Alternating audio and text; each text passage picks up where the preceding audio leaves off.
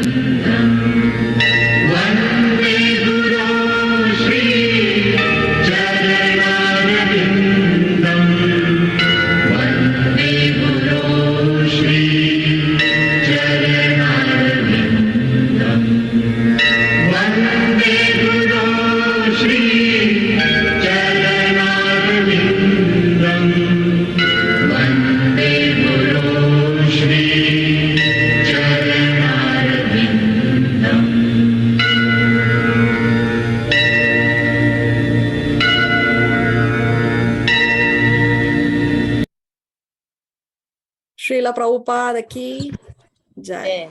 Jai. Om Ajnana Timirandasya Jnananjana Shalakaya Chakshurun Militam Yena Tasmai Shri Gurave Namaha. Nama Om Vishnu Padaya Krishna Prestaya Bhutale Srimate Bhaktivedanta Swamin Itti Namine. Namaste Saraswate Deve Gauravani Pracharine Nirvishesha Shunyavadi Paschatya Deshatarine. He Krishna Karuna Sindhu Dina Bandhu Jagatpate Gopesha Gopika Kanta Radha Kanta Namostute Tapta Kanchana Gaurangi Radhe Vrindavaneshwari Rishabhanu Sute Devi Pranamami Hari Priye Vancha Kalpa Taruvyascha Kripa Sindhu Vyaevacha Patitanam Pavanebhyo Vaishnavebhyo Namo Namaha. Shri Krishna Chaitanya Prabhu Nityananda Shri Advaita Gadadhar Shrivasati Gaura Bhakta Vrinda. Hare Krishna Krishna Krishna Hare Hare Hare Rama Rama Rama Hare Hare. Please repeat after me. Om Namo Bhagavate Vasudevaya. Om Namo Bhagavate Vasudevaya. Om Namo Bhagavate Vasudevaya. Om Namo Bhagavate Vasudevaya. Om Namo Bhagavate Vasudevaya. Om Namo Bhagavate Vasudevaya. Okay. So, happy to see here with us. We have Bhumika, then we have Rajan, we have Anita, Deepa, we have Devina, we have Hema, we have Karuna, Lal Milwani, and we have Lavina, Meena Bharwani, Pavani, Ritu Lalwani, Saket, Shivani, Sandra, Usha, Varsha, and Venkatesh Prabhu. Okay. Thank you very much for joining. So what did we say in the previous class? I missed it.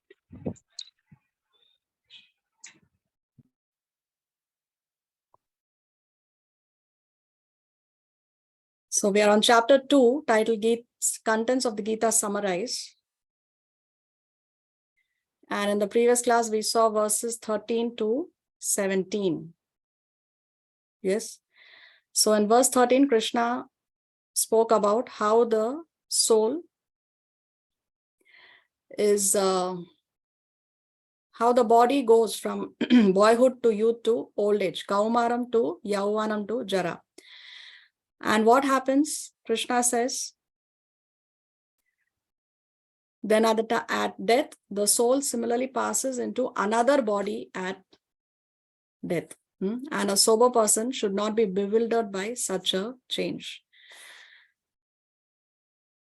So here he's talking about, say in 12, he spoke about the eternality of the soul.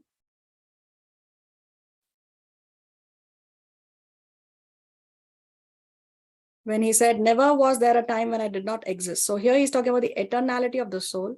And here he's talking about how the soul is continually passing in this body. The body changes. And then when the body is no more, the soul takes on another body. So here in this section, Krishna continues to defeat the compassion argument of Arjuna by talking about the spirit soul. Then in 14, Krishna talks about tolerance. He's talking about how just as how the winter and summer seasons come and go, in the same way, happiness and distress will come and go, and one should learn to tolerate them.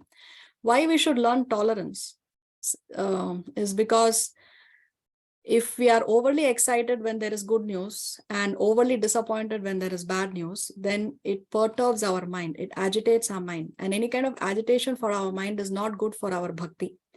So in order to concentrate on our bhakti, we need to keep the mind peaceful. Therefore, tolerance is very, very important. It's a good quality to have. Tolerance does not mean that one is a coward. Tolerance actually teaches us how to persevere, how to continue to engage in activities despite some hindrances, despite some difficulties. So therefore, tolerance is a good quality to cultivate. And then what is the result of tolerance? If we are tolerant, then what do we get in return? Krishna explains in the next verse. He says that one who is not disturbed by happiness and distress, he is steady in both.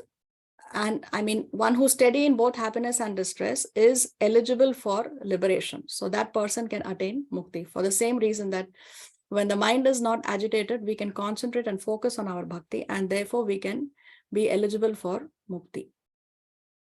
Then we discussed how from verse 16 up to verse 25, or is it verse 20? Yeah, 25. From 16 to 25, Krishna is talking about the vision of the seers of truth. Tattva darshinaha. How does one who know the truth, how does he see things? What is their angle of vision? So that is in this section from 16 to 25. Krishna will continue to discuss this topic. And in 16, Krishna is talking about two natures, the spiritual and the material nature. So the material nature is non-existent, Krishna says, and the spiritual nature is eternal. Only that continues to exist. And then in 17, he's talking about that which pervades the entire body is indestructible. So what is it that pervades the entire body?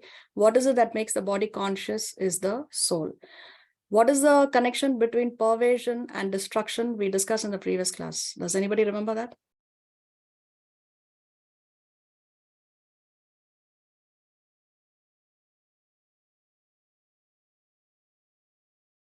Connection between pervasion and destruction. We gave a few examples.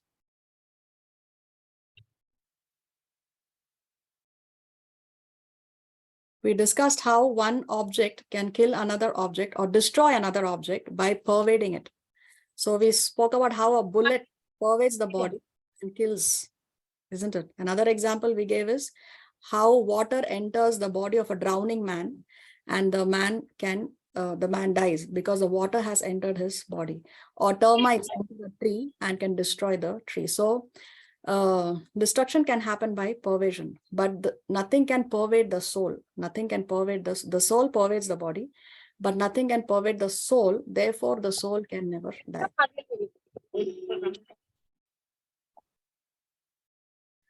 Okay, so today we'll continue from verse 18 onwards. Does anybody have any question before we proceed?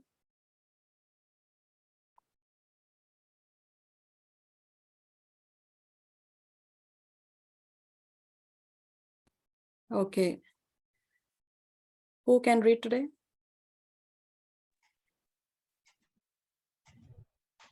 I can read.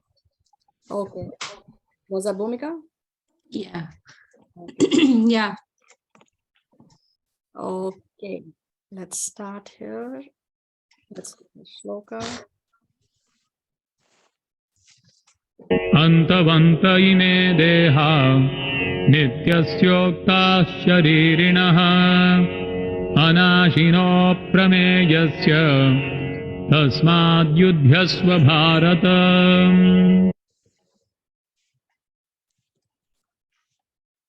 Translation. The material body of the indestructible, immeasurable, and eternal living entity is sure to come to an end. Therefore, fight, O descendant of Bharata. So Antavanta, Krishna is saying Antavanta is perishable. So he's saying that this body, Antavanta ema deha. So ime deha. So this deha, this body, Krishna says is perishable because it is material. Anything that is material is going to be destroyed. Whether it is the devatas or whether it is the material world or whether it is these material bodies. Only that which is spiritual will eternally remain. So the spiritual world always remains. The spirit soul always remains. The Lord always remains. Okay, so Krishna is saying that the material body of the indestructible, immeasurable, eternal living entity is sure to come to an end. Therefore, fight, O descendant of Bharata. So he's urging Arjuna here to fight. He's encouraging him to fight by saying that the body is destructible, perishable, but the living entity is eternal and immeasurable. So the soul cannot be measured, he says, and it is eternal. Now, is there something in the shloka which is a contradiction or which appears to be a contradiction to what we learned in the previous class? Anybody can spot it?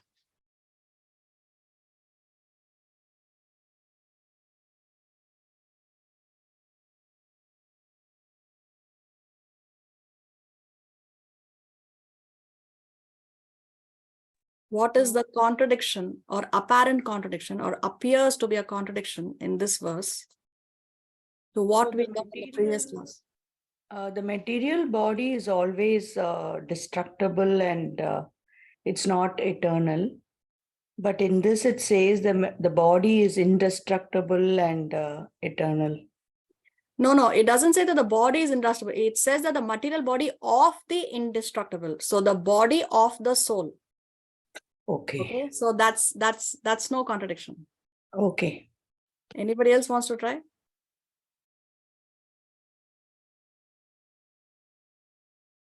Did we discuss the size of the soul in the previous class? Yes. Yes. So what is the size of the soul, we said? The point of hair. Yeah. What about the point of hair? The tip of the hair, 1 point, I don't know, 1.3 1 by or something. 10,000. 1 by 10,000. Yes. So 1/10,000th part of the tip of the hair, we said, is the size of the soul in the previous class. So what word here is a contradiction to that? Immeasurable. Immeasurable. Yes, very nice. Because here Krishna is saying that the soul is immeasurable. But actually we measured the soul in the previous class. We said that the size of soul is 1/10,000th part of the tip of the hair. So now how to understand this?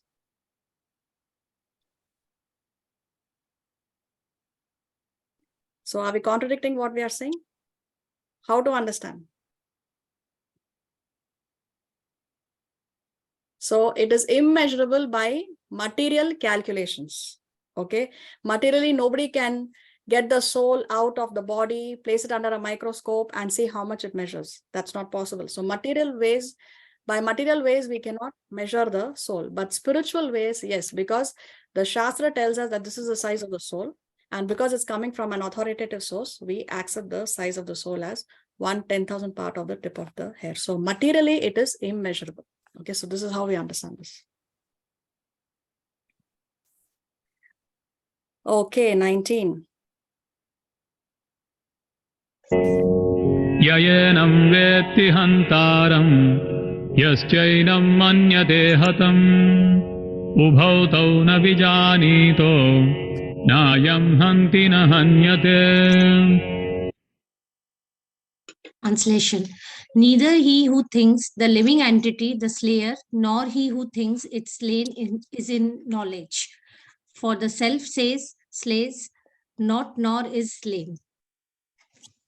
So neither who thinks the living entity, neither he who thinks the living entity, the slayer, which means one who thinks that the living entity is the one who is killing, or the one who thinks that the living entity is the killer, or one who thinks that the living entity or the person who is conducting the act is the one responsible for killing, okay, or one who is the doer of that activity of killing.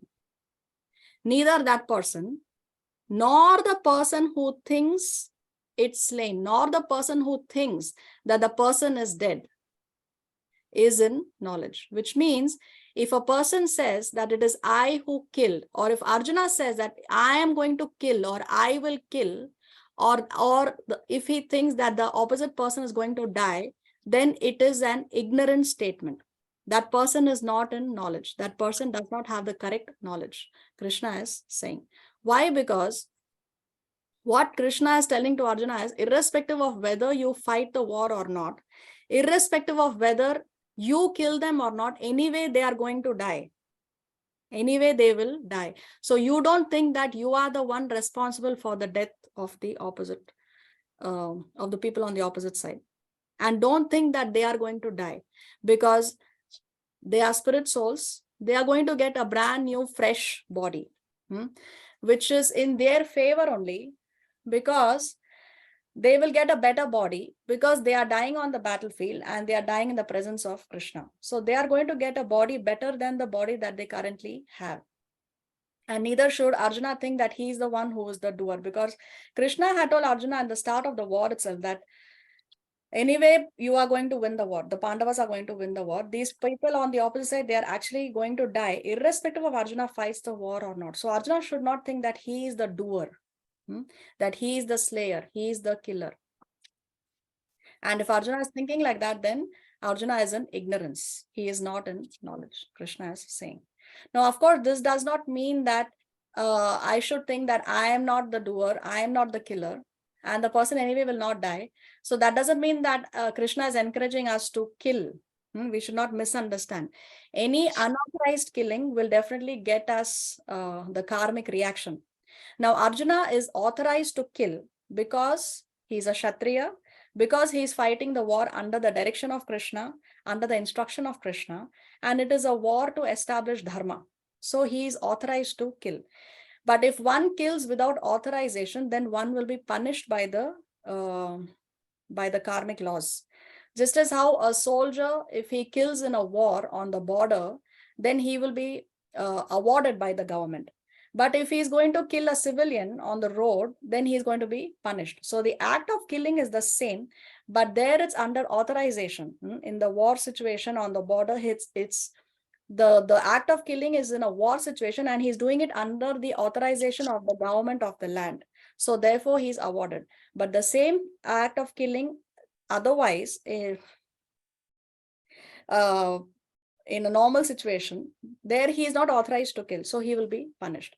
So therefore killing should always be done under authorization, not as and when one likes.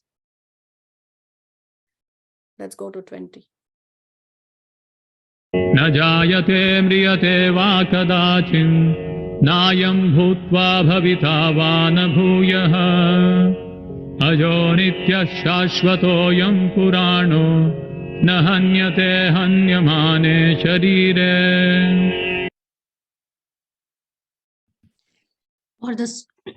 For the soul, there is neither birth nor death at any time. He has not come into being, does not come into being, and will not come into being. He is unborn, eternal, ever existing, and primeval. He is not slain when the body is slain. So Krishna continues to very clearly make the distinction between the body and the soul, so that there is no confusion. We should clearly be able to understand that they are two different things. So here, see, Krishna is saying for the soul, there is neither birth nor death. He does not come into being. Now, what is the difference between coming into being and neither birth I mean, taking birth and coming into being, are they the same thing? Is Krishna repeating the same line or the same words again, or is there a difference between the two? The difference between the two. What is the difference between coming into being and being born? Or coming into existence and taking birth? There is a difference.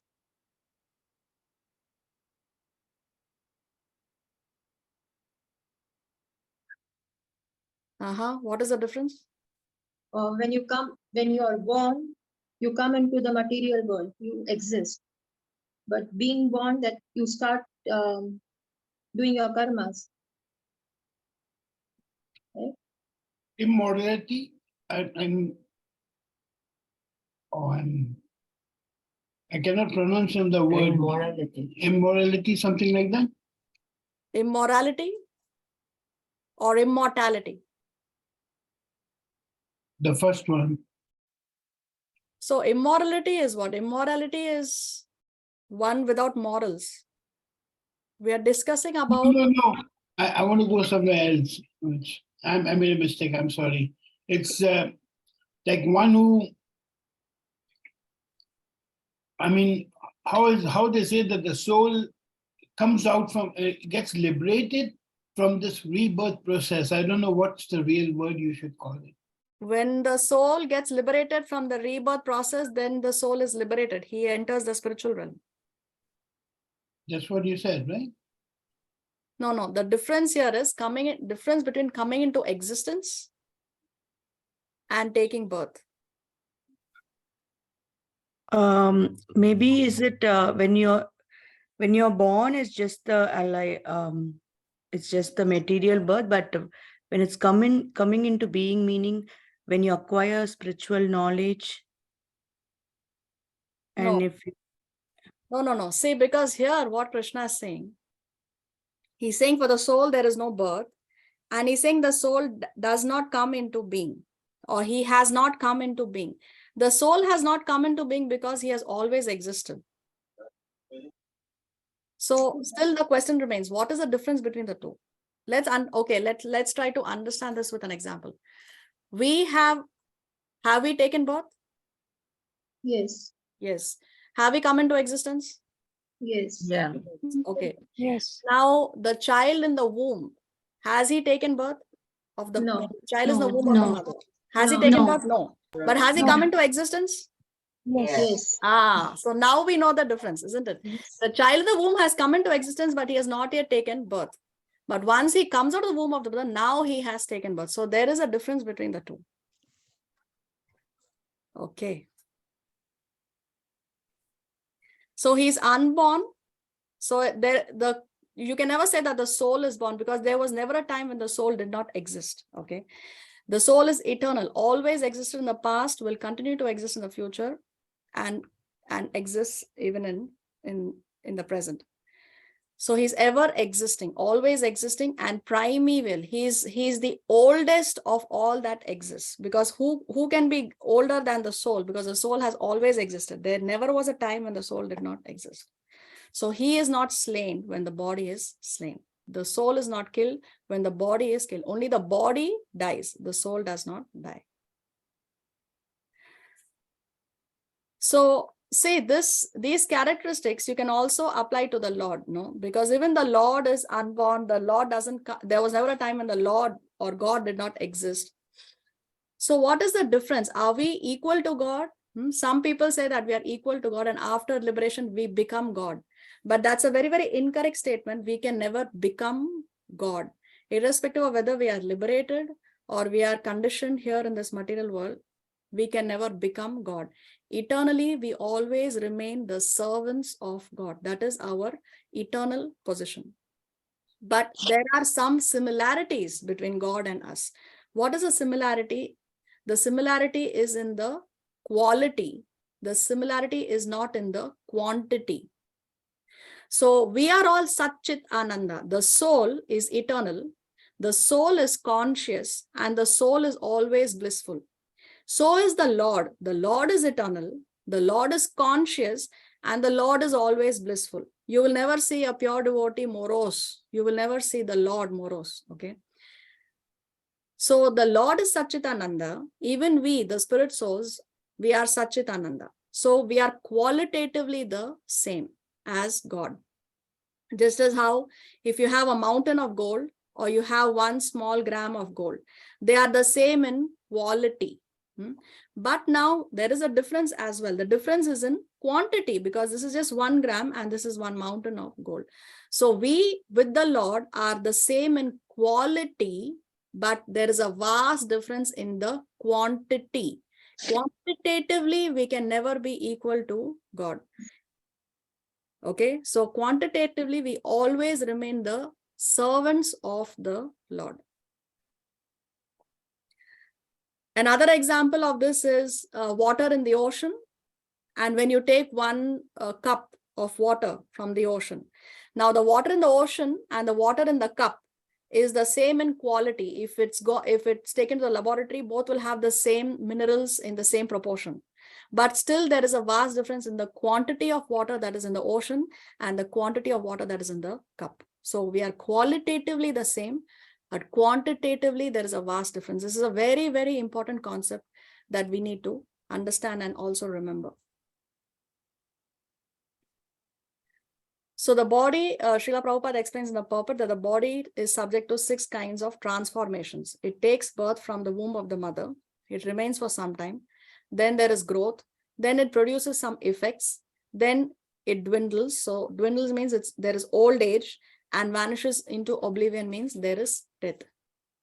Now, what do you mean by body produces some effects? What could this mean? Who can say? Disease. What's that, Ayush? Disease. Not disease. Disease is, it gradually dwindles. So when there is disease and old age, it dwindles, it deteriorates. Offsprings. Offsprings, yes, children. When we have children, then they are the byproducts of the body. So produces some effects means we have our children. That's what it means. But the soul does not undergo any of these transformations, only the body. The soul always remains the same. So there are 2 kinds of souls, Anu-Atma and Vibhu-Atma. We always say Atma, Atma, soul, but actually there are 2 kinds of souls. The Anu-Atma is the minute particle soul, that is us, and the Vibhu-Atma is the super soul or the Paramatma. Both the soul and the super soul reside in the core of the heart. And when death occurs, both the soul and the super soul leave the body. Whether it's a human body or the body of an ant or the body of Lord Brahma. This is what happens at the time of death. What did we say is the size of the soul? 1/10,000th part of the tip of the hair. Nobody asked, I thought somebody would ask, what is the size of the super soul in the heart? What do you think? Does anybody know the answer? No. Size of the super soul is the size of your thumb. Okay, the size of the thumb is the size of the super soul. So now somebody may ask, then how come the super soul in the body of the ant is existing? Because how can a thumb-like figure exist in the body of the ant? The ant is so tiny. So then how to answer that question? It shrinks.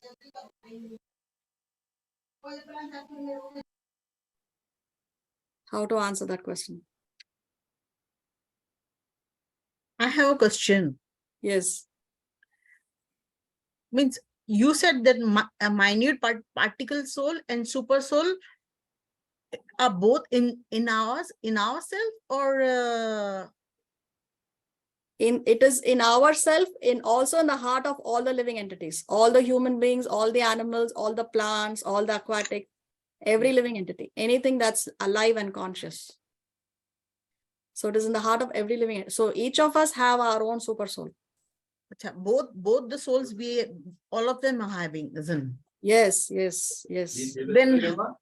Then how come means they say only, as you said, that super soul, where does the super soul means the super soul is, and where is minute particle soul is? Both are in the heart. Both are in the heart. Yes. Okay. Okay, so the question is the size of the super soul we said is the size of the thumb. So then how can the super soul reside in the body of the ant? Because the ant is very tiny. It doesn't, the whole body of the ant is nowhere near the size of the thumb. So how to answer this?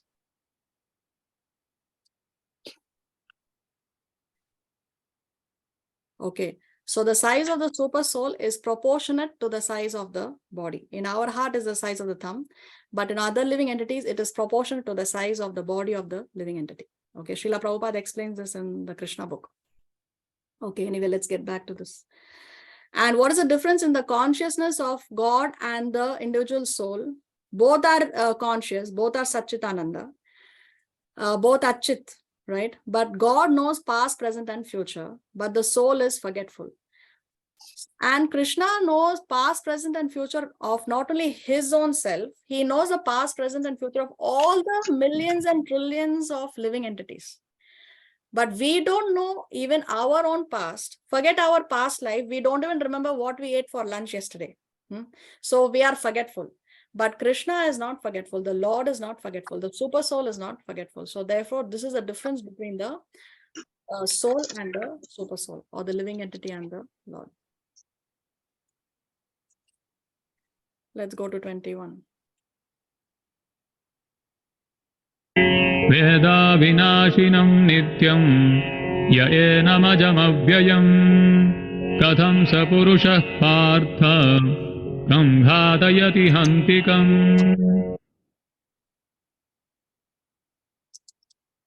O Partha, how can a person who knows that the soul is indestructible, eternal, unborn, and immutable kill anyone or cause anyone to kill?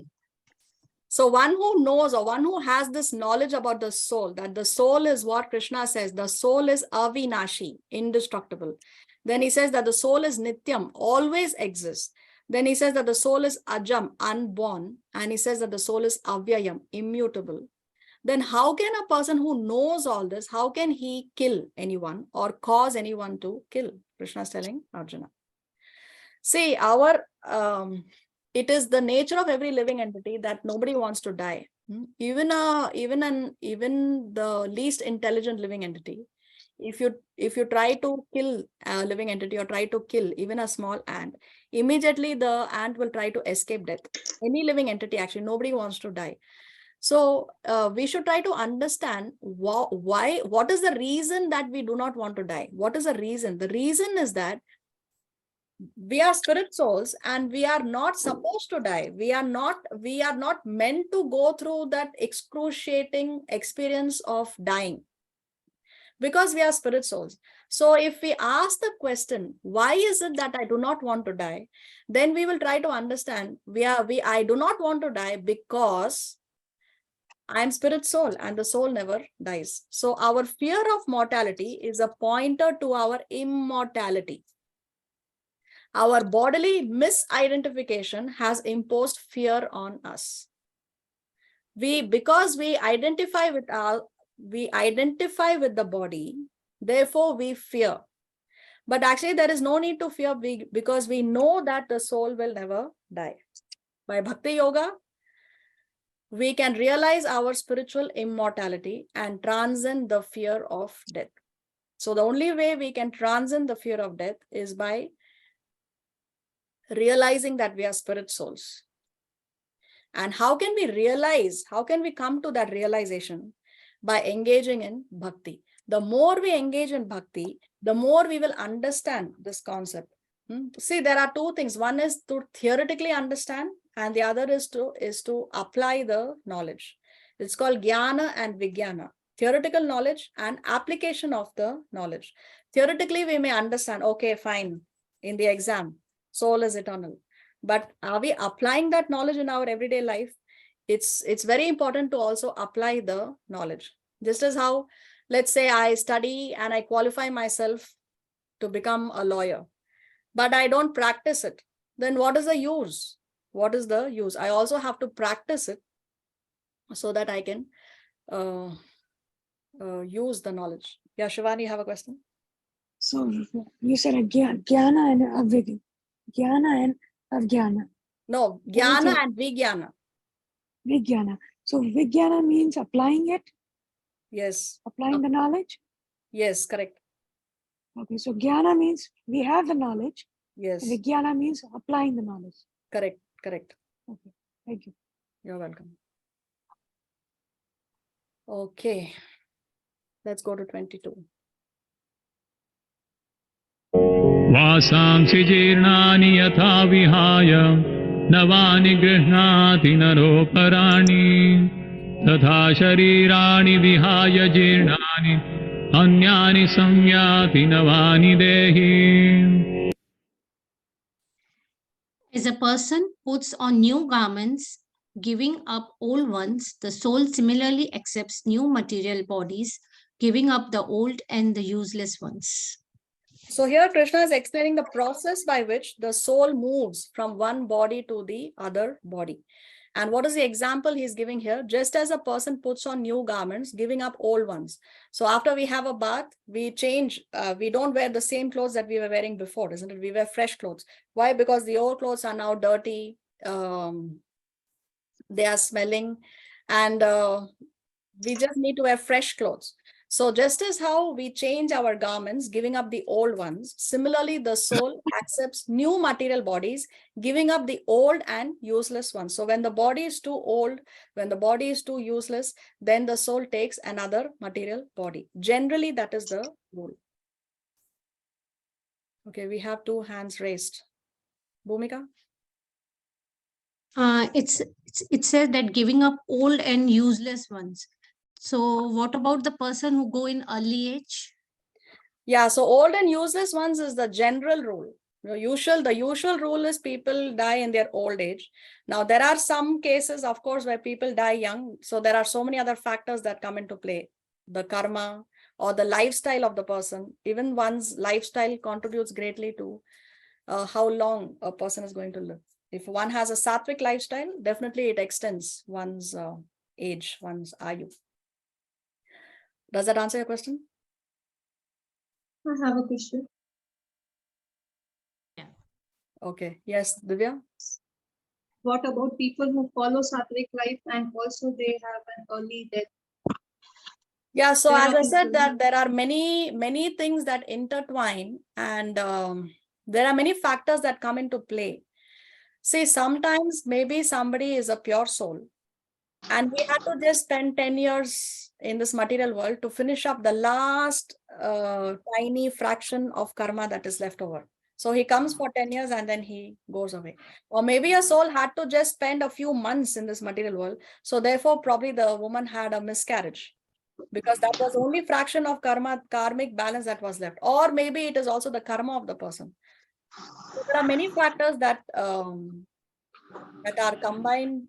You cannot, there is not a one size fits all thing. Okay. But definitely statistics also will tell you that if you live a sattvic lifestyle, it contributes to a longer lifespan. I have one more question. Yes. When a person dies, Yeah. they say that the soul remains for 12 days, right? Around the, does it take a new body immediately, or it has its time period, or it has its journey to get a new body? Yeah, see, usually it's again, a lot of factors are there. If the person is a sinful person, then he has to go to the court of Yamaraj. Then the Yamaraj will give him a certain punishment. There are description of hellish planets in the Srimad Bhagavatam. So depending on how sinful the soul was, he has to spend a certain period of time in the hellish planets, and then he may get the next body. So it depends on what is your karmic balance. Usually they immediately get. Even if they're devotees, they would have to go to hell. If one is a devotee, see, if one is a devotee, then there is only one way. Now, there is only one way going upward to Goloka, if one is a pure devotee. Or, of course, one may be a pure devotee and deserve to go to Goloka, but probably he doesn't desire to go to Goloka because he wants to stay in the material world and preach and help the other conditioned souls. So there are two factors, what we desire and what we deserve. Or if the Lord wants to send a pure devotee on a certain mission. Because not everybody who walks the material world or walks the planet is a sinful person. Probably there are, I mean, not probably, but there are definitely certain people who are pure devotees. They deserve to be in the spiritual world, but they are here because the Lord has sent them, or they are here because that's what they desire, to stay here and give their association to the other conditioned souls. In one lecture, Prabhupada has said 80% of population is sinful. 80%? 80%. Wow. Okay. Yeah. Kali Yuga. Yeah, Shivani, you have your hand raised. Oh, no, that was from before, Motherji. Sorry. Your question is answered. I'm sorry Yes, I yes. kept you waiting for Yes, long. yes. Yes, you answered. Yeah. Thank Okay. you. Okay, can we? Okay, so coming back to our shloka. So just as how we change our garments and we put on new garments, in the same way, the soul accepts new material bodies, giving up the old and useless ones. See, there is a fundamental law of physics that says that energy cannot be destroyed, but it can change forms. Now, how do we apply this to the shloka that we just learned? When it says, what is the energy here and what is the form that is changing here? The energy is the super soul and the change is the form of human body or body. Yeah, change is the body. Very nice, Ayush. So the body is changing, but the soul does not change. So this law of physics says that energy cannot be destroyed. So the soul is the energy, it can never be destroyed, but it can change forms. So the forms are the different kinds of bodies that the soul can take. From the body of the ant, the rats, even the worm in the stool, or human beings, or even the body of Devata, or the body of Lord Brahma. So it can change the forms. So we, the soul, are the energy and the body is the form. When our current form, the body, is destroyed, we move into another body, another form. Okay, so these things we have already discussed. You can read it later. We have already explained these points. Okay, so death is a comma. It's not a full stop. It's not a full stop. It doesn't bring an end to our existence. We are just transitioning from one body to another body. That is what is death. Now, the transition to another body may be for a better body, it may be for a worse body, or it may be for the best body. Which is the best body to get? Spiritual body, transcendence. Spiritual body is the best body. Which is a better body than the human body?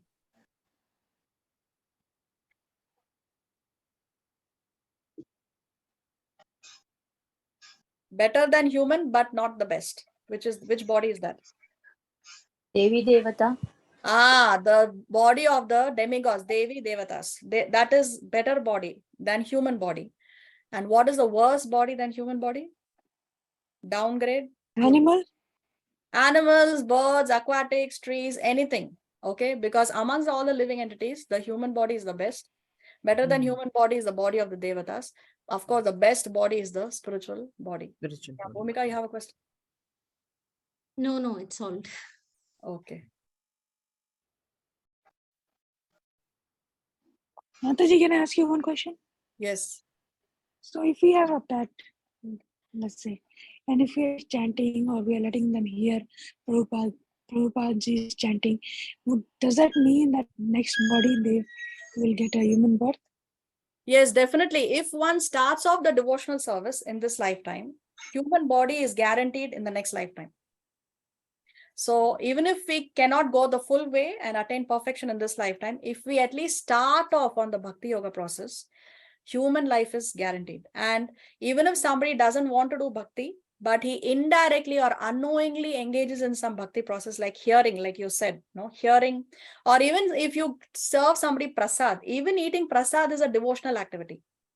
In the dhams and all, even for sleeping, you get spiritual credit. Imagine. Even in Sridham Mayapur, my Guru Maharaj says that even if you sleep in Sridham Mayapur, you are getting spiritual credit. So unknowingly, one may be a hardcore atheist visiting your house, but if you serve the person prasad, he has started off his devotional life. So powerful it is. So if we start off, at least human life is guaranteed for us. And that includes for animals as well, right?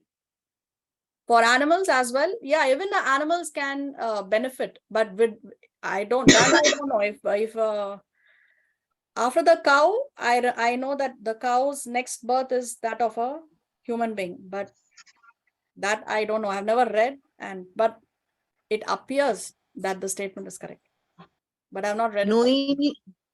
Knowingly or unknowingly, if they eat prasad, even then they'll get the human life. Yes, definitely. Knowingly or unknowingly, you do any, not only prasad, but any kind of devotional service. Prasad also very, very powerful. Definitely they will get you. They have started off their devotional life. See, the thing about engaging in bhakti or devotion is that we start off in the next life from where we left off in the previous life. So let's say I can do only 5% in this lifetime. In next lifetime, I will start from 6%. So my spiritual bank balance is not lost. Not lost. That is the mercy of Krishna. Okay. So if somebody has started off his devotional service in this lifetime, knowingly or unknowingly, doesn't matter. He has to carry on from where he left off in the previous lifetime. No. And he cannot carry on devotional service in the body of an animal. So therefore, he has to get a human body. And therefore, human life is guaranteed if you do devotional service in this lifetime. Okay. So, Sanam, the 9 ways of devotional service is the right way of following bhakti process, right? Yes, you can do any one of the 9. Yeah. And if you follow all 9 is the best. If you, of course, there is no limit. Yeah, Pavani? Yes, Mataji, you told that, okay, when a person starts bhakti and if for some reason he discontinued his life, in next lifetime, it depends on where he borns, right? Yeah, if he has done a lot of bhakti and he's a sincere soul, then he will get birth in a family of devotees, where he is brought up in that atmosphere, where he will be raised in such a way that he will be made a devotee by the parents.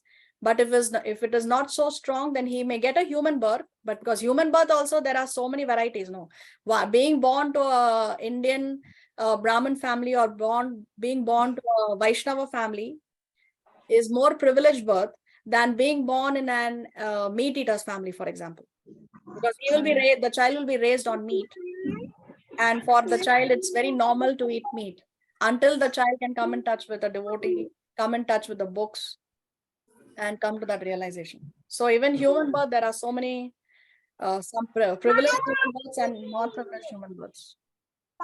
Okay. Thank you. You're welcome. Whose microphone is causing disturbance? And one more question: what about the body when he's in his last days of his journey and he's been listening to all the spiritual sounds, spiritual lectures, bhajans? Yeah, And if he's listening to bhajans and lectures of bona fide people, authorized people, because if he's listening to lectures of a bogus guru, then that's not going to help him. If he's listening to lectures of authorized gurus, then definitely he has started off his devotional service. so in that, Yeah. you said that when the person is leaving his body, the last thing is functioning is his hearing, right? Yes. His listening. Yes. So does he understand what he's listening? Even if he doesn't understand it, the sound vibration is entering the ears and going to his consciousness. Even if he doesn't understand, even if he's in coma, let's say one person is in deep coma. But if you keep audio very close, see the first, as you said, the last sense to fail for a person who's dying is the hearing. He may not be able to open his eyes, he may not be able to speak, but definitely he can hear. A person in coma can definitely hear you.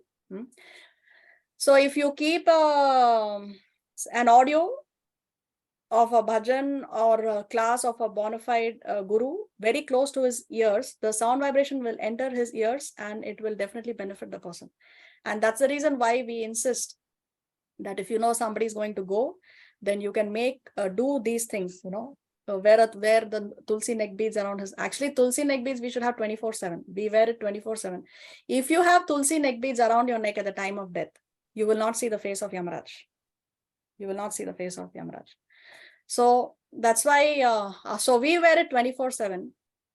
But if you know that somebody has not worn it throughout his lifetime, then we insist that please use neck beads, place the Bhagavad Gita by his head side, because the Yamadutas recognize a devotee by these signs. These are the signs of a devotee, having Tulsi Mala, the Bhagavad Gita or the audio. So the Yamadutas don't go close to such people, because that is the instruction that Yamaraj has given to the Yamadutas. Don't go close to the devotees of the Lord. There is a story of Ajamila. I will show the video today if the time permits. Otherwise, we'll see the class, the story in the next class, and we will understand more about Yamadutas and Vishnudutas. Mataji, I have a question for you. Yes. That how do I know that this Tulsi Mala is the real Tulsi Mala? Oh, you have to purchase it from a bona fide source. I always purchase my Tulsi Mala from ISKCON. And who is that bona fide store? Or yeah, so I don't know about the others because I have never bought from other sources. I have always bought it from an ISKCON temple, and I know that it's genuine Tulsi. Oh, okay. So we have to find out who's a bona fide seller. Yeah, because many a times they pass off even animal bones. They polish it and they color it and they sell it. Yeah. Yeah, because you can't trust anybody these days. Yes, yes. So I purchase it from ISKCON temple, or I order it online from ISKCON sites. Oh, okay. That's a good idea to order from ISKCON temple. Yes, yes. Okay, thank you. You're welcome. Yes, Shivani? Yeah, so right, just now you were telling us about, the births we get. Either we can be born in a Brahmana's family or a Vaishnava family or a meat eater. So what can one do with devotional service going on that it's if next birth is given that we, are born in a Vaishnava family? Maximize the devotional service. You have to maximize the devotional service as much as you can. So that includes chanting, that includes deity worship, going to temple, serving the Vaishnavas.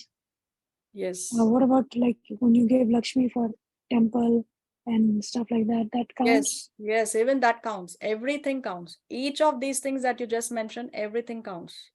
Even you pluck a flower from the road, you pluck the flower from the tree, you come home and you offer it to your deities, even that is made note of by Krishna. Even that. Even one who cleans the toilet in the temple, he gets spiritual credit. There is no difference in the eyes of the Lord of someone who's cleaning the toilet in the temple and a Brahmana who's doing the puja, who's the pujari, or who's giving a Bhagavatam class. For the Lord, they are all equal because he sees them as doing devotional service. So then wouldn't be the pujari who's 24/7 giving bhoga, doing aarti more dear to the Lord? No. The Lord, see, every devotee, actually every living entity is dear to the Lord. Okay, even a sinful person is dear to the Lord. But of course, the Lord has a soft corner to one who renders devotional service.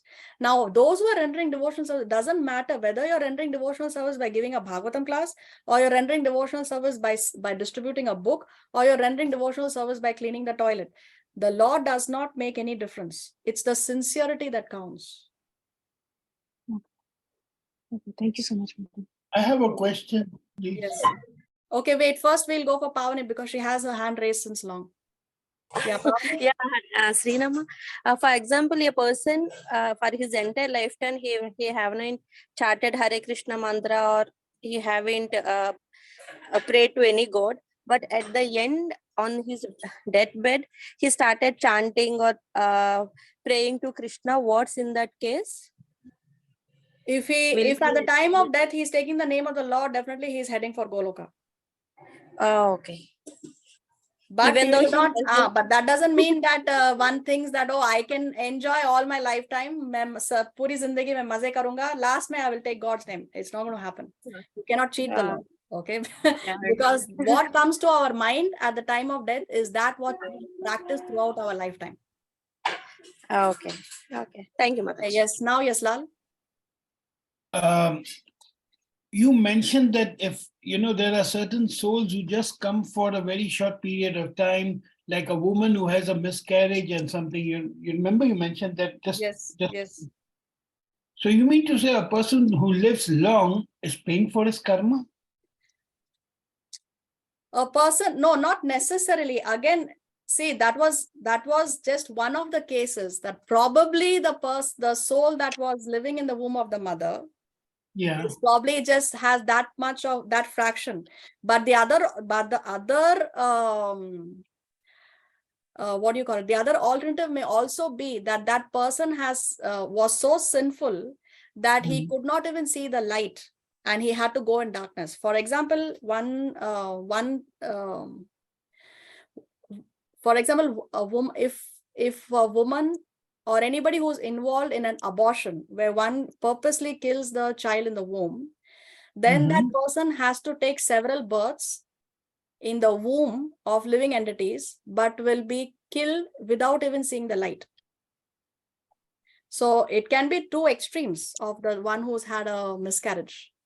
Probably very simple and is not able to see the light for many lifetimes, many wombs, many abortions he has to go through, or probably that was just a fraction. So the law of karma is very complex. We cannot say for sure that this is the reason, or that there are many options. It's very, very intricate. You cannot understand. No, that's the thing, because it's not like a person, it's not that one who lives long is paying for his karma. It's never going to be like that, no? No, it's never going to. See, long life depends on many factors, as we discussed. It can be that you're destined to live a certain number of years in that body, or maybe, see, in the case of, I'll tell you, an example is Srila Prabhupada. When he went to our founder Acharya, when he went to America, he was on the verge of his 70th birthday. His 70th birthday was on the ship that he took to travel. And he suffered 2 massive heart attacks. And astrologically, that was a time for him to depart. But he lived for 10 more years because Krishna gave him that extension so that he can fulfill his mission, or he can fulfill the instruction of his spiritual master, which was to take Krishna consciousness to the West and spread this all over the world. That's why today all over the world, anywhere you go, you have ISKCON. Okay. So in that case, in case of Srila Prabhupada, he was destined for a certain period, but because he had that strong desire to spread this message of Krishna in the West, therefore he got an extension of 10 more years. So when you bring the Lord in your life, he can change the rules of the game for his devotee. Okay. Wow. All right, got it. Thanks. Yeah, because he can overwrite anything. So that's why we say, like devotees are desire trees. We have that shloka, Vancha Kalpataru Yastra. So the Vaishnavas or the devotee of the Lord is like a desire tree. Why do we tell a saintly person, please pray for me? Why? Because if the saintly person prays, then the Lord is going to sanction the desire of the pure devotee. He doesn't come under any rules and regulations of karma. Pure devotee is beyond the rules of karma. He is directly under Krishna's protection. Okay. All right. Okay, good. Thanks. You're welcome. Any more questions? Okay, so the end is just the new beginning. We are talking about death. We discuss how death is a karma, and here we see that death is not the end, it is only a new beginning. So what is it that determines what kind of body I will get? So desires play a key role in determining our cloth dress. What kind of body we get, what kind of dress we are going to wear, depends on what we desire. So our bodily dress is not only a product of our desires, but it is also a vehicle for them. What does this mean? It's a vehicle for them. Let's say somebody is very, very fond of exposing the body and coming on the covers of magazines with very less clothes. Okay. Now, mode of fashion or tamagun. Yeah. So mode of, it's the lower modes. But if this is the desire of the person, okay, next birth, what is the body he's going to get or she is going to get is the body of a tree. Because the trees are there in full public view without any clothes on, without any covering on the body.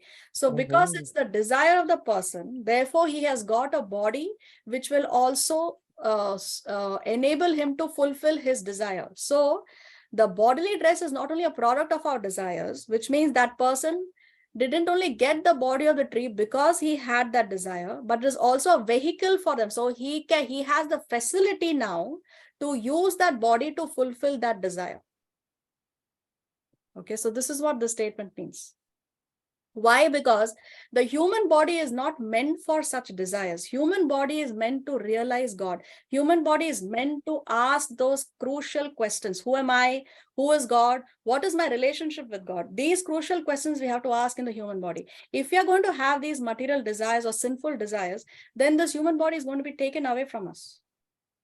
And we get the body that is going to suit what we desire. For example, if somebody eats indiscriminately, he just eats anything and everything, that person will get the body of a pig, because the pig eats indiscriminately. No, the pig eats even stool and he thinks it's great. So if you eat indiscriminately, then you will get the body of a pig, where you will be given the facility to fulfill that desire of yours that you want to eat indiscriminately. You will not get a human body because you didn't do what you are supposed to do with the human body.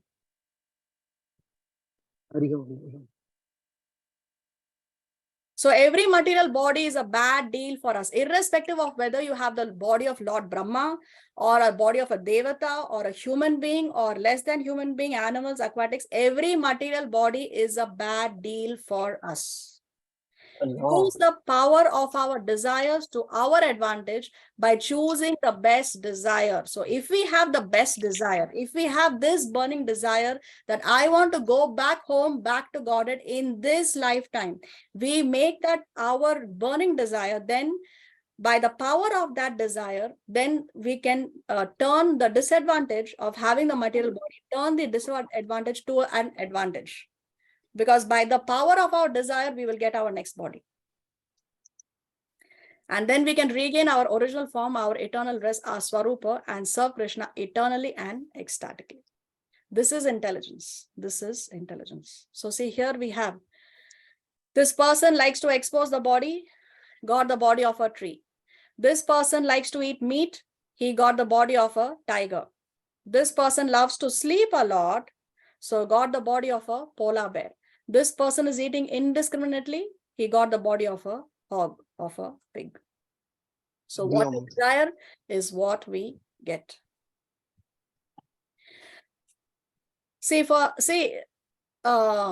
When we in the human body do these kind of activities which we are not supposed to do, therefore we get these diseases. For example, a hog eats indiscriminately, but he is never going to suffer from high cholesterol. But when we eat indiscriminately, we get these problems of high cholesterol.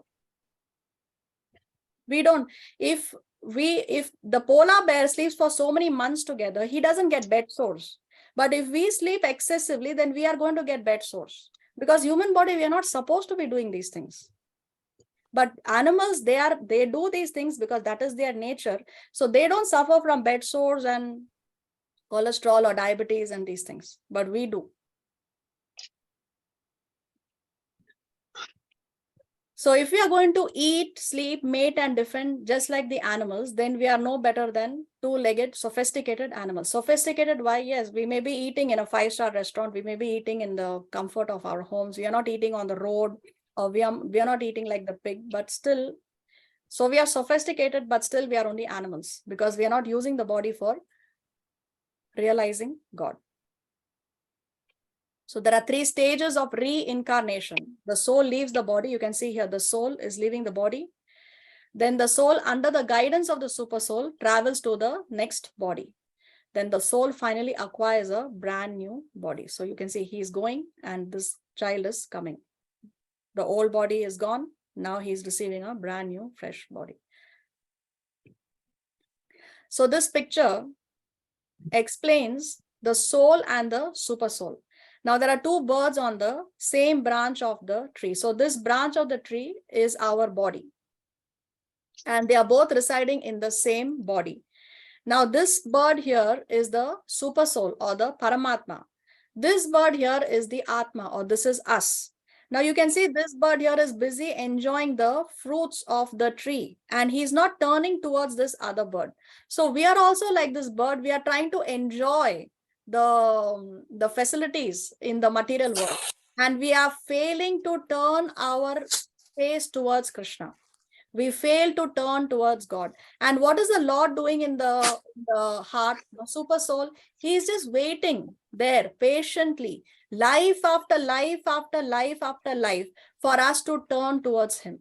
So you can see the super soul, this bird is just looking at this bird and waiting for him, patiently waiting for him. Millions and trillions and quadrillion years he's waiting across so many different bodies until we realize that, okay, I cannot get any enjoyment by these fruits. I better turn to Krishna. So we can see both the birds are on the same branch. So both the soul and the super soul are in the heart or in the body of the living entity.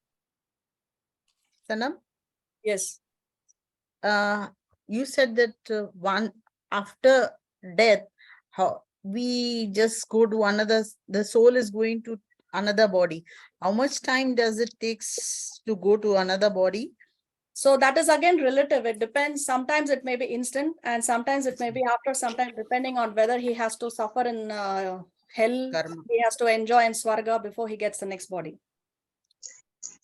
If we do extraordinary punya, then we can enjoy in the heavenly planets, but we have to come back because heaven is also still the material world. It's not the spiritual. Okay. So our goal should not be to go to Swarga or go to Narka. Our goal should be to go beyond that, go to Goloka. So where he goes, how much time it takes depends on how much time he is in Swarga, how much time he is. So that means if we go to Swarga, after that we have to come to this material world, or we can go to to Goloka. So if you are in Swarga and you can engage in devotional practices in Swarga, then you can get an upgrade. Yeah, but usually the general rule is after Swarga, you have to again come back. Okay. But if there is a freak case where somehow in Swarga you have done some devotional service or you have done devotional service to take you to Goloka, then you can definitely get an upgrade. Okay. But usually it does not happen. Why? Because Swarga is a place where there is so much of material opulence, so much of sense gratification, because you're in heaven. Everything is so wonderful. So usually one does not remember the Lord in such circumstances. Right. So that means I don't think so. All will be remembering there in Swarga, as you said that we have that sophisticated material there. Yeah, it's very difficult that one remembers the Lord in Swarga, but it's not an impossibility. It can happen. Thank you. Yes. What if I want, if it's my desire to be in this world, continue living here and serve the Lord as a devotee?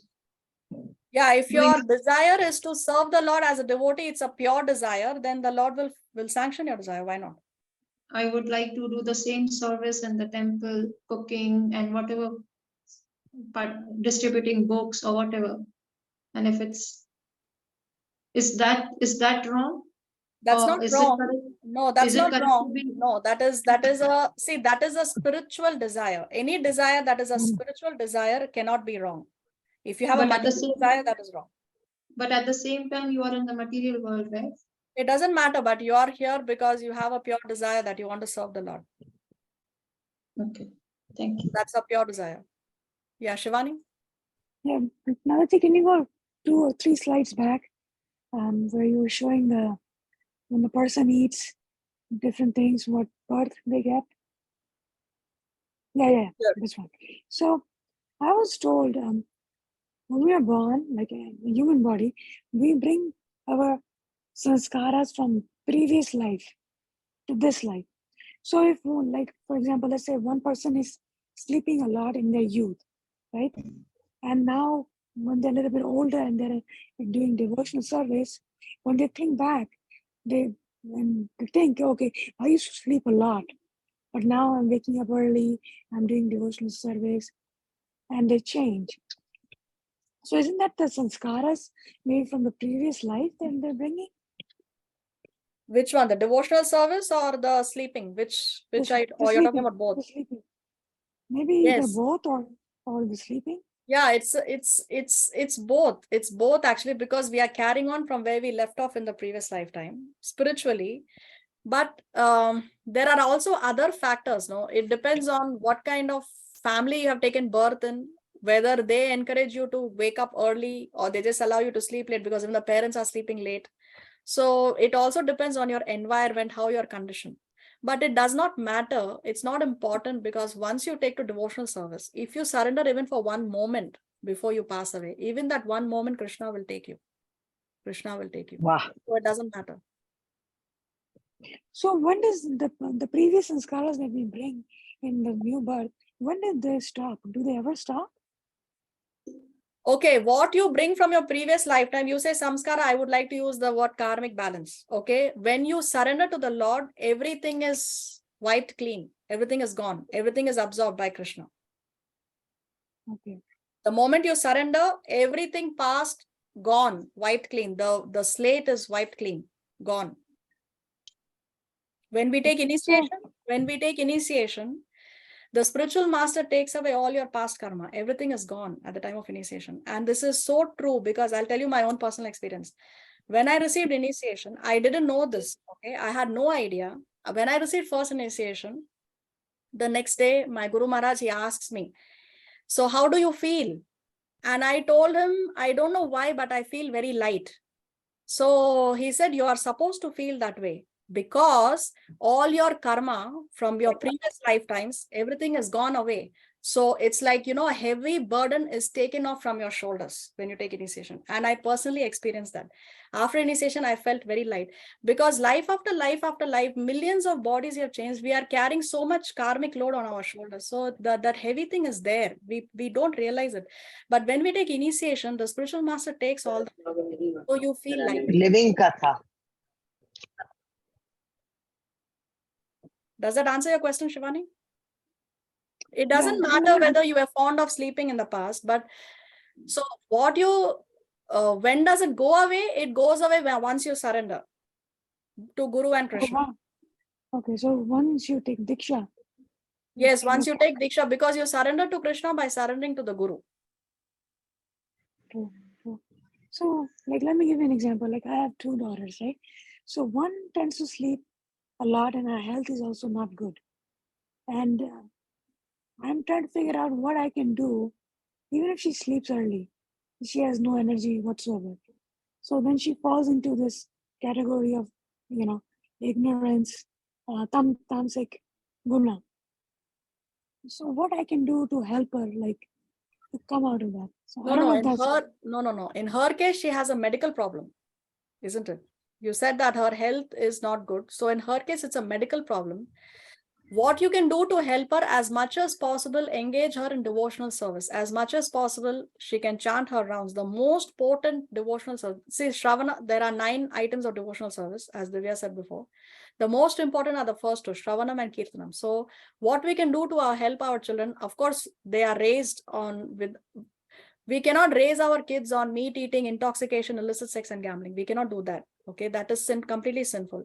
Now, what is a positive thing that we have to give them is, we have to engage them as much as possible in Shravanam and Kirtanam, hearing and chanting the holy name. That is what will accelerate the process to the max. Just as how, say, in the Srimad Bhagavatam, at the end, there is a Sukadeva Goswami and Maharaj Parikshit. Of course, the Bhagavatam is a conversation between Sukadeva Goswami and Maharaj Parikshit. At the end, Maharaj Parikshit tells Sukadeva Goswami that this Kali Yuga has so many faults.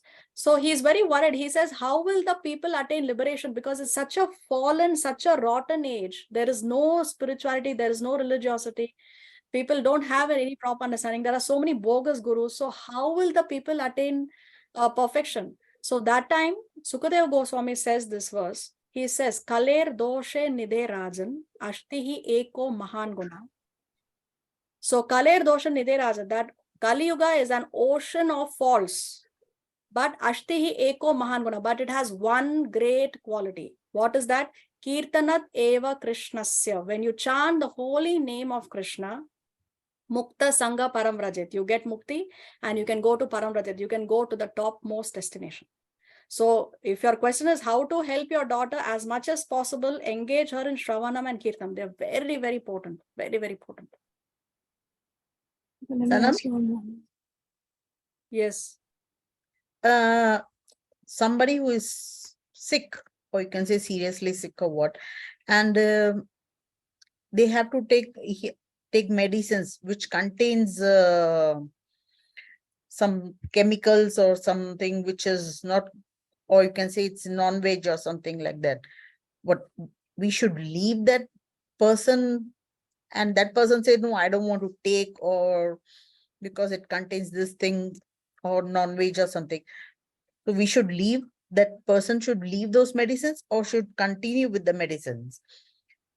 Okay, so in case it's a life and death situation, if it is a life and death situation for the person, and if there is no other alternative to that medicine, then you can take the medicine, because you're taking the medicine so that you can take care of your health. And why we want to take care of our health is because we want to live.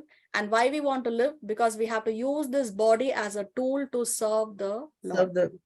Okay, so with this consciousness, if it's a life and death situation, and if there is no alternative, let's say the medicine contains alcohol, but we don't take alcohol, but you can look for is there an alternative medicine with the same properties without alcohol? So look for another option. If no other option is available, and if it is a life and death situation, then the person can take the medicine, because he's not taking it for sense gratification, right? He's not taking that alcohol to satisfy his senses. He's taking it so that with the consciousness that I want to use this body in the service of the Lord. So then under these conditions, he can take it. Okay. So do we have karma for that or no? Oh, if you take it with this consciousness, then Krishna will take care of the karma. You don't have to worry about the karma. See, again, it's all under authorization. If you have a guru, then you can ask permission from the guru and take it under his authorization. Okay. Now, I'll give you one example. Srila Bhakti Siddhanta Saraswati Thakur, he is the spiritual master of Srila Prabhupada. Now, we follow Ekadasi, and scriptures say that one who eats grains on Ekadasi is eating only sin. So even if you eat prasad, but it is grain, it is rice, wheat, suji, any grain, okay, bread or whatever. When you eat grain on an Ekadasi, you're eating only sin, Krishna says. Now, Srila Bhaktisiddhanta Saraswati Thakur once saw one of his disciples in the temple.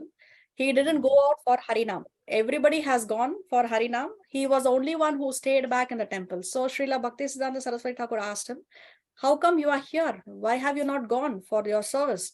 So he says that, I'm sorry, Maharaj, Guru Maharaj, I'm fasting on Ekadasi. And when I fast on Ekadasi, I feel very weak. And I don't have the energy to go out for Harinam. So that time, Srila Bhaktisiddhanta Saraswati Thakur told him, okay, you eat the grains, break your fast, but go out on Harinam. So because he did that under the authorization of his spiritual master, he does not take the karma, because he just followed the instruction of his guru, who's a pure devotee, who's of course bona fide and authorized. So therefore, he will not take the karma. Does that answer your question? And suppose if means my relative is sick and I am giving them the medicine, so even I'll be the consequence, I'll get the consequences, and or only that person will get the consequences of these medicines or something like that. No, there would be no consequences if you are giving the medicine because there is no other alternative and because you want to save the person. And why you want to save the person is because now in your case, because now that person is not thinking that I want to use the body for seva, right? So you are giving it to somebody else. Now, what should be your consciousness by giving him that medicine and extending his lifetime is that I will try to preach to him. I will try to give him some knowledge so that he can use the body for the rest of you are giving him an opportunity. You are giving him some extra time to perfect his life before he meets death. Okay. Acha. So there'll not be any consequences. So, yeah, when you give it that consciousness, then you don't take the karmic reaction. Thank you. You're welcome.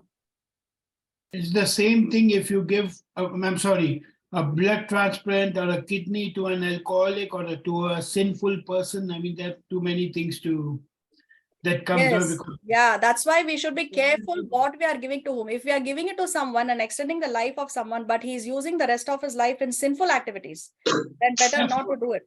But if he's going to, if we try to preach to the person and somehow make him use the body in devotional service, then yes, you can extend. But if he's going to live for 5 more years, and imagine he's going to be an alcoholic and he's going to be committing mass murders, then who wants to live for 5 more years? But how come we'll come to know? Means we say that, okay, we'll tell them to do in the devotional service or something. But if that person doesn't do, means the consequences will be finally for that for me or to that person only. So if the person doesn't want to engage in devotional service, you can make him unknowingly engage in devotional service. You can give him prasad. He does not even know that he's eating prasad. You can hear or you can chant in front of him, but he, by just hearing, he's getting benefited. So unknowingly, you can make him do devotional service. Thank you. Okay. So we'll stop here. We'll continue in the next class if Krishna so sanctions. Srila Prabhupada ki Jai. Jai. Hare Krishna Mataji, the shlok that we were supposed to do. What's that? I didn't get it. Sorry. The verse that we were supposed to do next was 24 or 23. I don't know. I'm lost. That you had up when Shivani asked you a question. Yeah. Before that, you had. What verse was that? What number was that?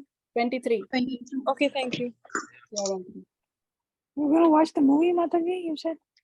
Yeah, but time doesn't permit. That video I have to put up in a particular shloka. So we will do that in the next class if Krishna so sanctions. Okay, I have an announcement to make.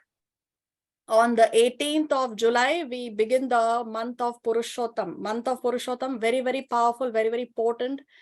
A month to maximize your devotional service. We have been speaking so much about devotional service in this class, Krishna's arrangement.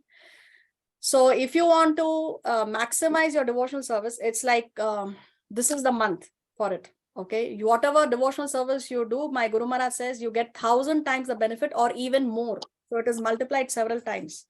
For example, if you chant 1 round, you get the benefit of chanting 1,000 rounds or even more in the month of Purushottam. So I would recommend, I would suggest that you please maximize your devotional service. It starts on the 18th of July and it will last 1 month. I'll give you the exact date in a future class, but it begins on the 18th of July. So what you can do, we offer ghee lamps to Lakshmi Narayan or to Radha Krishna or any Vishnu Tattva. Any Vishnu Tattva you have, or Sitaram, Narsimadev. So you can offer ghee lamps every day and read the 15th chapter of the Bhagavad Gita every day. 15th chapter of the Bhagavad Gita is titled Purushottam Yoga and is a month of Purushottam. So you can read the shloka plus translation plus purport. If you can't do that, you can read the shloka plus translation. If you can't do that, at least read the shlokas. 15th chapter is the shortest chapter of the Bhagavad Gita. It has only 20 verses. So it's not difficult. It's easy, but the benefit, it's unimaginable. I mean, you cannot even fathom how much spiritual credit you will get if you follow this 1 month of Purushottam. This month of Purushottam, maximize your spirituality and minimize as much as possible sinful activities. If you can't bring it to 0, at least minimize it. Okay, so this is the month that you want to take advantage of. It's like a store on sale. Let's say there is a shop that sells very expensive products, but now for 1 month it's on sale. You can take everything at 10% the original price. So who is not going to go and purchase it? Only a fool will not go, isn't it? So therefore, please make use of this month of Purushottam and maximize your spiritual activities. Now we have a program for the month of Purushottam on the 22nd of July. Those of you who are in Santiago, please do attend it. We have it on the 22nd of July at 5 p.m. in Divya Budrani's building, Sala de Eventos. Okay, and we have it with a spiritual master, with His Holiness Bhakti Bhushan Swami Maharaj. He is visiting Chile, and he has agreed to do this program for the Indian community. So I request you, if you're in Santiago, please do visit. Take this as a personal invite and attend with family. Okay, so you can prepare your ghee lamps. How we do ghee lamps? You get these satay sticks. Right, you get satay sticks and you get cotton. You buy a fresh packet and you just roll the cotton at the tip of the satay sticks like earbud. Yes, and you can dip it in ghee and you can keep it for the whole month. And every day you can offer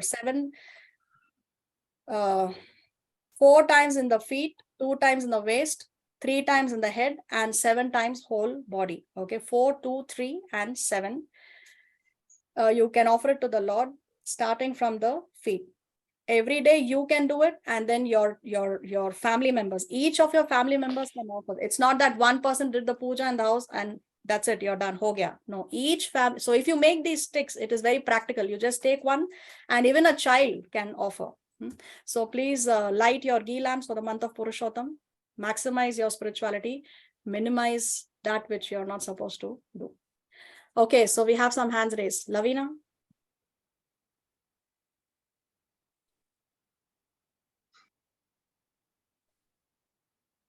No, I asked before only last. Okay. Mataji, I have a question that if I can't read the dohas, the shloka, can I just read the gist of it? Would it have the same effect? No, what is the reason that you're not able to read the shloka? That's the first Because I don't know Sanskrit that well. No, it doesn't matter. See, don't worry about the pronunciation. It's the Lord sees your. It's important to pronounce correctly, but it is not all important. What is important is your sincerity. What is important is how sincere you are. So the Lord is not seeing the Lord is not going to see, is Neelam pronouncing this word correctly or no? The Lord is seeing what is your sincerity, what is in your heart. He sees your intention. So don't worry about that. And plus, I can put up in the group for the benefit of everyone the audio of the 15th chapter, so you can hear and see what the pronunciation is, and you can try your best to pronounce as far as possible to the correct way. Is that okay? Yes, that would be lovely. But is there any book that they translate into Hindi the same words in Sanskrit? I will send you 15th chapter in Hindi. I will share it. Okay, that would be very good. Thank you so much, Mataji. No problem. Yeah, you can use any language: English, Hindi, Tamil, Sindhi, Spanish, whatever is convenient. I think Hindi would be better. Okay, so I will share it in the group. Sanam? Thank you. So if we don't read the chapter, the 15th chapter, listening to it is the same thing on audio YouTube? So what is the reason that you cannot read?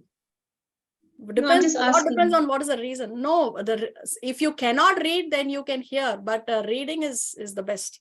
Because it says Kirtanam Shravanam, right? Even if you read, you hear, it's the same thing, right? Yeah, but sometimes when we hear, we are probably not paying full attention. But when we say it, our tongue is vibrating the sound vibration. Okay. And another question, what is the correct way to surrender in this material life? By chanting the holy name. That if I just say, Krishna, I surrender to you, that's it? Or there is a... Surrender has to come from the heart. Surrender means I only do what Krishna likes. We surrender by chanting the holy name. We surrender by chanting the holy name, but Krishna knows our intention. See, externally we say so many things, but do we really mean it? Is it really coming from the heart? Am I only doing what Krishna likes? No. If we love someone, we only do what that person likes, isn't it? If I do something that let's say I love my husband, or not, let's say I love my husband. So if I do something that he doesn't like, then where is the love then? So when we love someone means we do that which the person likes. That is how we show our love. So are we doing only what Krishna likes, or we are just externally saying that I surrender to you, O Krishna? That's what I wanted to ask. No, it has to come from the heart. If it comes by heart, and then what's the process? Chanting the holy name is the most potent process. There is nothing, I mean, it's the superset. Everything else comes with chanting. There are so many people who have come back to me after they started chanting, and they tell me that how it has transformed their lives. It really works. It really works. I would not waste 2 hours of my day every day chanting 16 rounds if I'm not getting anything out of it. Trust me, I would not do it. I can see that personally. Naresh is chanting he started from 1 round, and today he's reached 21 rounds. and Yes, so never yeah, so but chanting is, without chanting, yes, so chanting brings everything else. he doesn't even sleep. So I know, and it has really changed. You have seen how it has changed his life. Yes, Being definitely. from being a meat eater, smoking, drinking, and giving up everything at the same time, and chanting, becoming a totally different person. Yes. So that is what is called surrendering. Yes, surrendering means I only do what Krishna likes. Okay, and we begin it by chanting, because when we chant, then automatically we lose the taste for meat eating, alcohol, cigarette smoking, gambling. We automatically lose the taste. It happens by default. We don't have to separately endeavor. Okay, now no more meat eating. No, but the temptations would, because the mind will always tempt us. No, but when we chant, automatically we lose the taste for all these lower sense gratification propensities. It happens by default, and anybody can chant. There is no exception. Yeah, Mampi, Biswas. Thank you. Yes, Mataji. Mataji, basically, I face the problem what you have just mentioned sometimes ago, that on Ekadoshi days, as I don't take grains and I feel very sick, so that I have to lay up on the bed. So and I can't do any regular activities. So what can be done for this? So what is Can the you level of Ekadasi that you are following is the next question, because there are 5 levels of Ekadasi fasting. Ekadasi does not mean that you have to starve the whole day. Ekadasi only means you don't eat grains, beans and pulses, but you can eat so many other things. You can have sabudana khichdi, you can have sabudana vada, you can have Ekadasi dosa, you can have Ekadasi puri, you can have yogurt, you can have fruits, you can have milk. There are so many things that you can have. You can have a salad. So what is the level of Ekadasi that you are fasting, that you are feeling weak? I do eat basically. I do eat milk, nuts, and fruits. But after then, I don't get sufficient energy to do things. So how many times a day you eat? Basically, in regular days, I eat 3 times. No, on an Ekadasi I'm asking. On Ekadoshi days, I eat for 2 times. After 12 p.m. Okay, Okay, so I would recommend that if you're feeling weak, you can have other Ekadasi foods, which is no grains, no beans, and no pulses. Like you can make yourself, even French fries you can have. And in India, are you in India? Yes. Yeah, in India, you get singare ka atta, you get kuttu atta. From that, you can make parathas, you can make puris. It's just non-grain. So you can follow the standard of having no grains, no beans, and no pulses. Other than that, you eat so that you don't feel weak. Okay, Mataji. Thank you. You're welcome. Shivani? Yeah, Mataji, you said to make the sticks. So इसमें दिया, I thought कि हम दिया जला सकते हैं. हाँ, दिया भी जला सकते हैं, but sticks are more practical so that every family member, your daughters, your children, everybody can just take one stick in the morning and light it. Diya mein you have to wash the diya, again put the ghee, melt the ghee, light it. So but you can do it, no problem. Just for practicality, if you have the sticks ready, it's easy. Or agar ghar mein koi aaya gaya, you just tell him light one stick for his benefit, like that. Okay, so tell me again about the sticks. Which sticks? You said cotton, by cotton, and what sticks we should use? You get satay sticks, no? You know satay sticks? No. Okay, what do you call it? It's called brochetas in Espanol.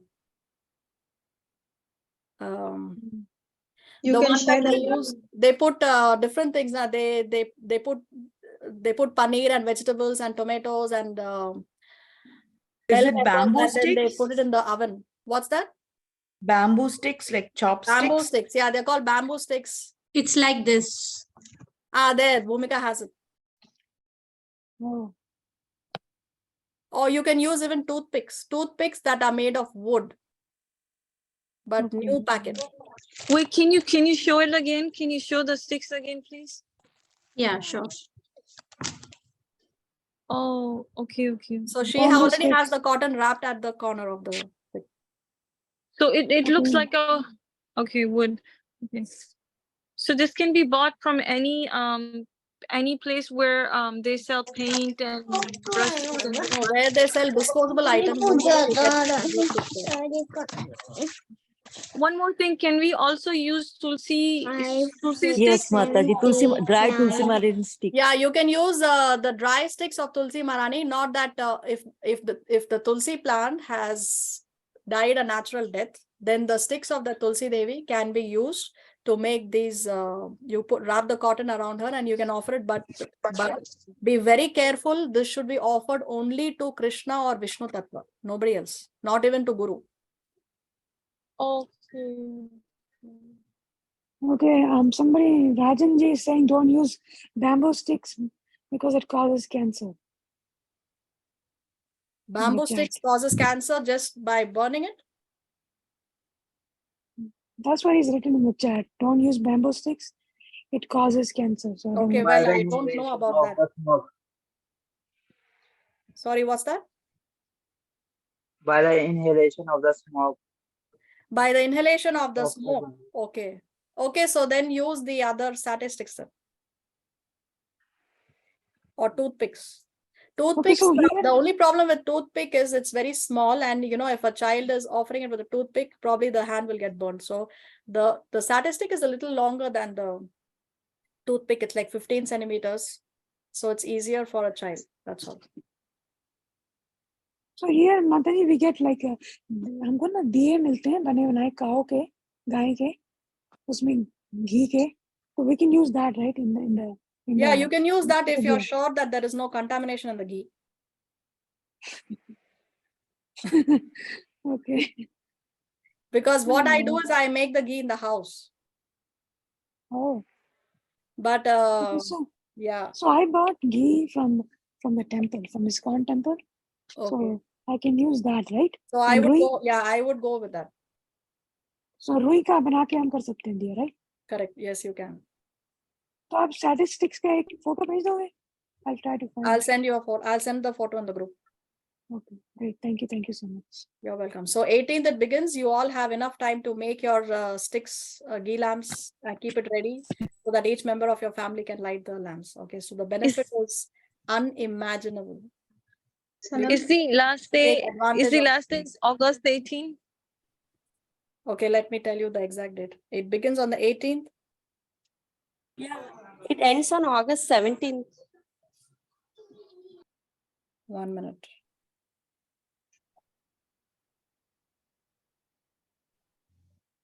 Yeah, 18 July to 15th August for Chile at least.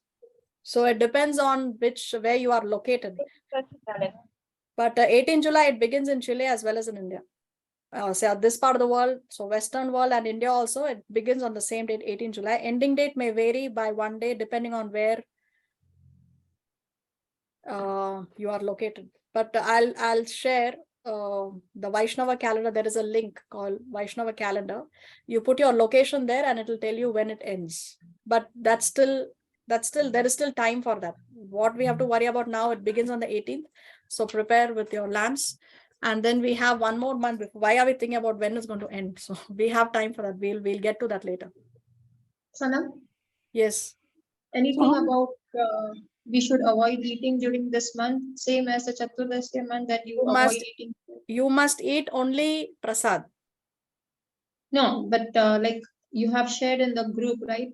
During some month you should not eat 4 things like that is Chaturmasya. That is Chaturmasya. Yeah. Chaturmasya is it's of course good to follow, but it's not something that that Prabhupada insisted. Not every devotee in ISKCON at least follows Chaturmasya because it's a little more difficult for. No, but the same as similar to that month is for Chaturmasya. In Chaturmasya, the last month of Chaturmasya is usually the month of Damodar, and we don't have Urad Dal. But Purushottam month is not like that. It's not like that. No, it's not like that. From when does Chaturmas start? It's already started. It's already started. 1 second, let me go to my. I don't think so. 3rd July. So 17 July is the first month of Chaturmasya. In that month, we don't eat any leafy vegetable. So any leaf we From don't eat. 3rd, isn't it? Yeah. 3rd July. Yes, yes. It's starting on the 3rd July. Yeah, sorry. It's starting on the 3rd of July and it ends on the 17th of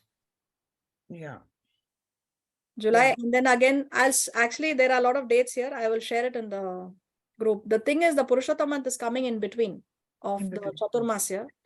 So therefore, 3rd July to 17th July and then 17th August to 30th August. We have to follow the first month of no green leafy vegetables. And then second month of Chaturmasya, we don't have yogurt. That is from 31st August to 28th September. And then third month, no milk. That is from 29th September to 27th October. And then fourth month is Urad Dal, 28th October to 26th November. But the month of Chaturmas, the month of Purushottam, in the month of Purushottam, we don't observe this Chaturmasya fasting. That is from 3rd July. I'm sorry.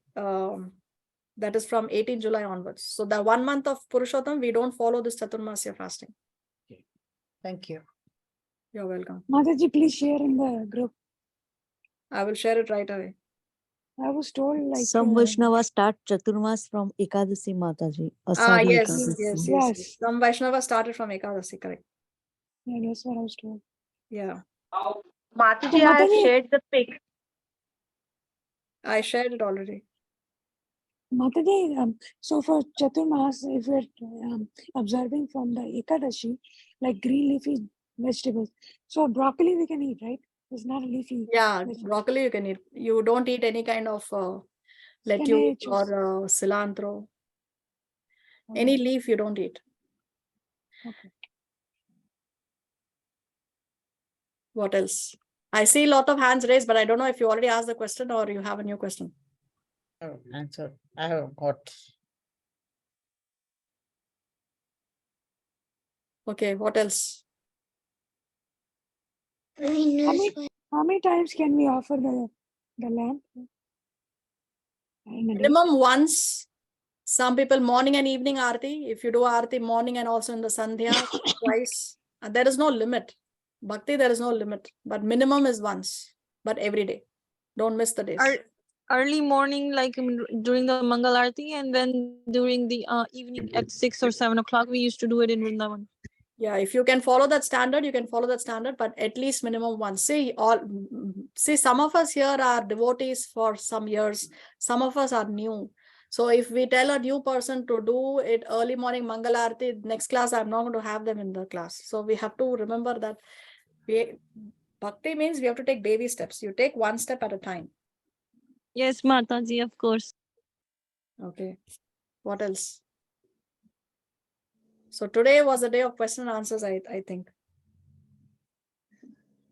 But it's nice. I like interactive sessions. I don't like to hear only my own voice. I like interactive sessions. 6, 7, 8, 9. Okay. But Anything very else? interesting class, Mataji.